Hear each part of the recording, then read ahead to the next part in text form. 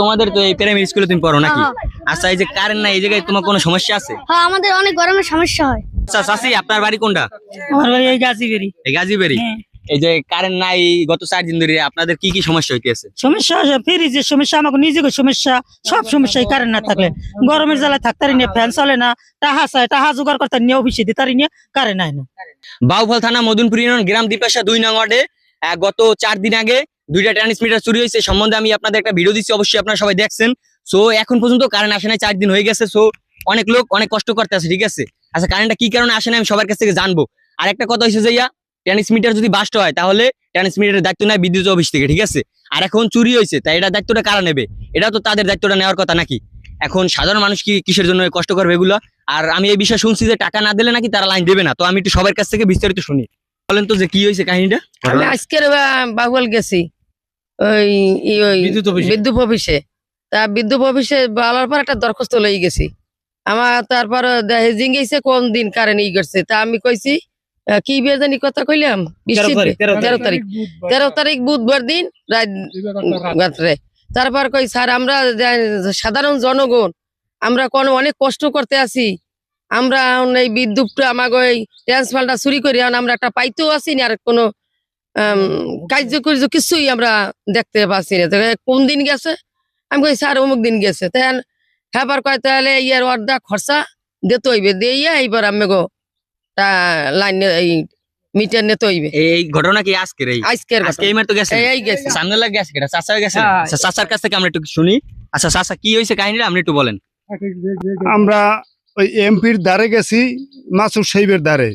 হেয়াটালে কেঁদেছে যে আমার এখানে গুড়াগাড়া স্কুলে লেখাপড়া করতে পারে না গরমে, এরকম মিটার চুরি হয়েছে, একটা দরখাস্ত কম্পিউটার করিয়ে তার দ্বারা নিয়ে গেছি। সেলে কেঁদেছে যে এজিমের কাছে নিয়ে জমা দেন। হে কি বলে, হে এরপর আমার হুনেইন যাক এই গেছি হের দ্বারে গুনে আমরা আইছি। আমরা 5-7 জন গেলাম এই বাউফল হেড অফিসে। হ্যাঁ যে হেড, হের কাছে বললাম, সে বললে এই হেরো দেই এটা কয় কেপি? আমাকে 15 কেপি ডেরাম আমাগো। 15 কেপির দাম কত? এটা দাম তাহলে এটা অর্ধেক আপনাদের দেওয়া লাগবে টাকা। হাতে আমাগো 40,000 কত জানি ডিমান্ড করছে, মিটার প্রতি 1,000 টাকা দেওয়া লাগবে, আর বাহিরা সরকার ভাই বহন করবে। মানে ঘরপতি 1000 করে টাকা দিবে প্রত্যেকটা মিটারে। আর এই টাকাটা যদি না দেওয়া হয় তাইলে না, টাকা না দিলে মিটার আসবে না। মিটার আসবে না। না, বুঝতে পারছেন আপনারা? মানে টাকা না দিলে অসহায় মানুষের কাছ থেকে টাকা নেবে, তারা যদি টাকা না দেয় তাহলে লাইন দেবে না, লাইন কাটতে দেবে, ঠিক আছে? এগুলো কোনো কথা? ঠিক আছে। আচ্ছা, এই লাইন যাওয়ায় আর মানে কার কার কি কি সমস্যা হইতেছে আপনাকে এই লাইন যাওয়ায়? সমস্যা লাইন না পাওয়ার পর তো এখন মানুষ তো এত গরমে অনেক সবই হইতেছে, মানে এত গরমে অন্ধকারে থাকা লাগে। সবচেয়ে কি কি সমস্যা হয় আপনার? কি কি সমস্যা হইতেছে? আমাকে ফ্রিজের সমস্যা, এবং ওই রাত্রে লেখাপড়া পোলাপানি করতে পারে না, চলাফেরা করতে পারে না, বাজের হম ফ্রিজের সমস্যা।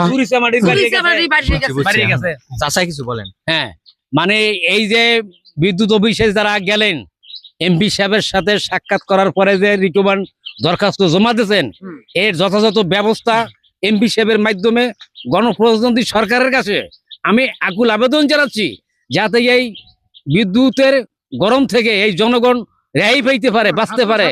ছাত্রছাত্রী সহ প্রাইমারি স্কুলের তার বিহিত ব্যবস্থা করবেন।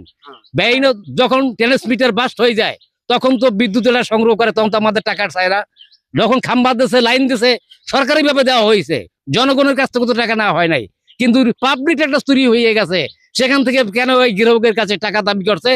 ঘুষ দেওয়া আইনত দণ্ডনীয় অপরাধ, এবং ঘুষ খাওয়া আইনত দণ্ডনীয় অপরাধ। কেন এই টাকা দাবি করছে? এর যথাযথ ব্যবস্থা আমরা চাই, এবং অতিন বিলম্বে এই ট্রান্সমিটারের ব্যবস্থা আমরা সরকারের মাধ্যমে চাইতেছি। এই আমার শেষ বক্তব্য শেষ করছি।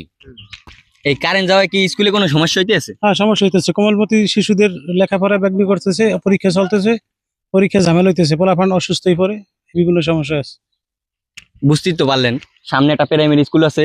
প্রাইমারি স্কুলের বাচ্চাদেরও ছোট ছোট বাচ্চারা পড়ালেখা করে, ঠিক আছে? এই যে ছোট ছোট বাচ্চারা পড়ালেখা করে তাদের অনেক সমস্যা হইতেছে, ঠিক আছে? তারা পরীক্ষা দিতে পারছে না, গরমে অনেক অসুস্থ হয়ে যাইতেছে, ঠিক আছে? ছোট ছোট বাচ্চারা দেখছেন আপনারা, ঠিক আছে? এই বাচ্চাগুলো এই গরমের চোটে অসুস্থ হয়ে যাইতেছে, তারা তাদের বর্তমানে পরীক্ষা চলতেছে, তারা পরীক্ষাও ঠিকভাবে দিতে পারতেছে না, ঠিক আছে? আমি এই জন্য নতুন এমপির কাছে আবেদন করব যে এই বিষয়টা সে দেখে, ঠিক আছে?